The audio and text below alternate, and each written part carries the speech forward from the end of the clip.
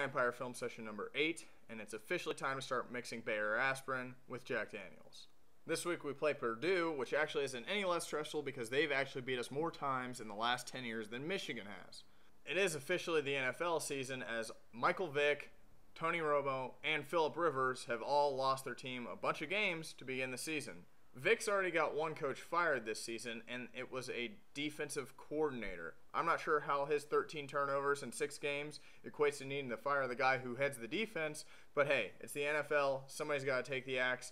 Apparently that's how it happens. Personally, I think they should get rid of Vick, Andy Reid, obviously keep Kurt Coleman, and just do a whole revamp on that entire team. I'm tired of hearing about it. I'm tired of hearing the big talking heads on ESPN talking about it. Get rid of Andy Reid. Get rid of Michael Vick.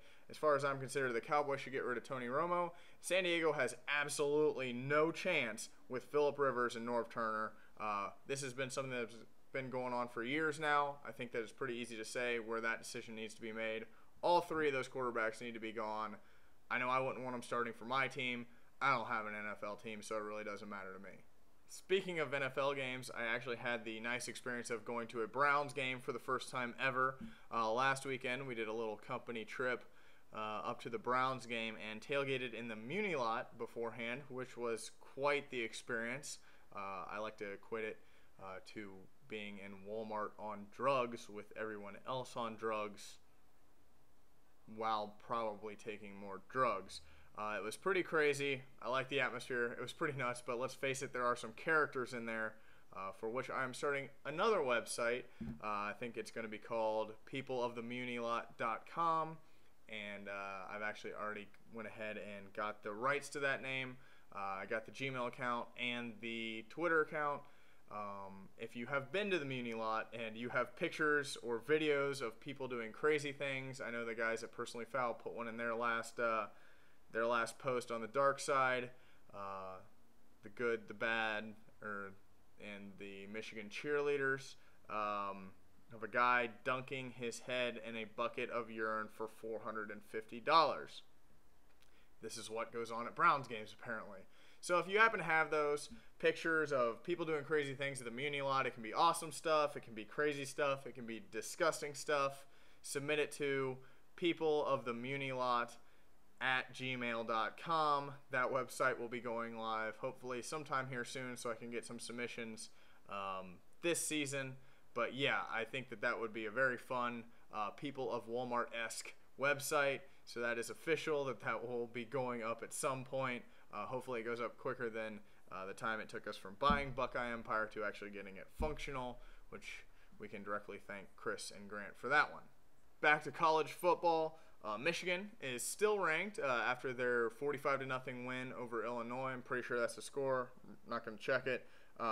But they are still ranked, and for some reason, again, neither Northwestern, Iowa, or Penn State are ranked in the top 25, but Michigan is.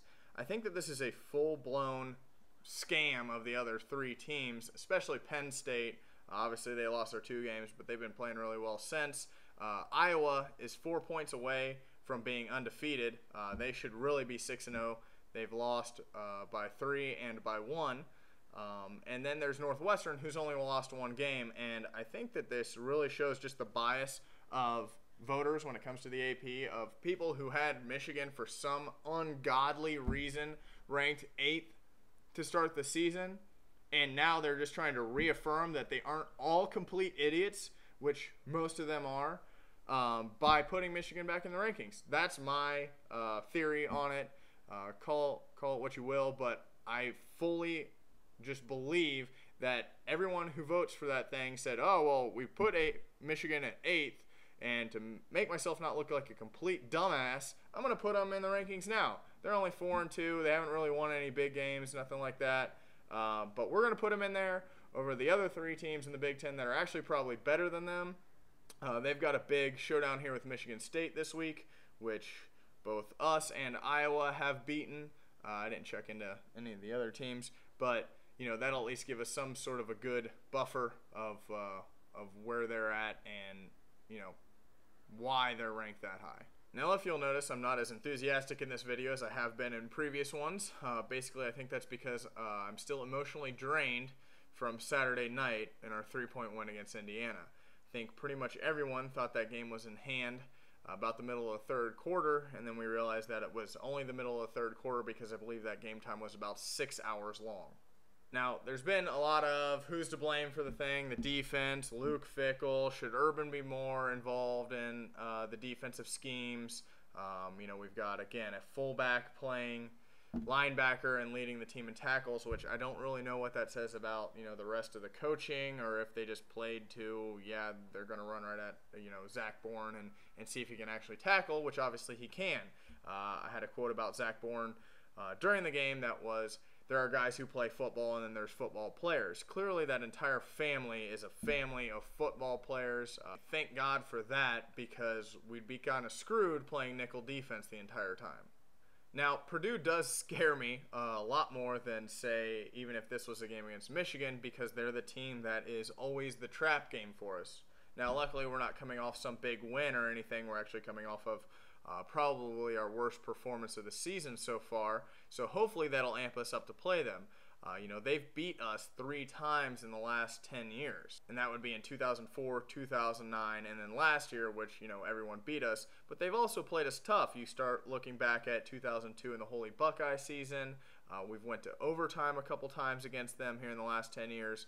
So they've actually been a harder opponent than what anyone really will give them credit for, because they don't generally have a outstanding record or anything like that against us. But in the last 10 years, it's been a big problem game. I'm hoping that with Urban, that starts to change, and I'm hoping that the whole philosophy of the defense changes this week, and we can put their very good passing game to rest, because that's what really terrorizes our defense the most. So this was more of a serious, not so comical thing. I could say stuff like, Purdue Boilermakers, their mascot's a guy who apparently makes the Boilers, yet their logo of their team is the actual locomotive, so they need to probably pick one. I could go into stuff like that. They don't have any national titles. They've only won the conference 12 times in their entire history. Stuff like that. I could harp on that a little bit more, but let's face it, they've played us tough in the last 10 years. I just really want this victory. I want the entire team to look solid. The offense is looking good. The defense looks like crap. Let's just hope that gets fixed, and hopefully after this game we'll have a little bit of reassurance on where we are defensively. Embrace the hate.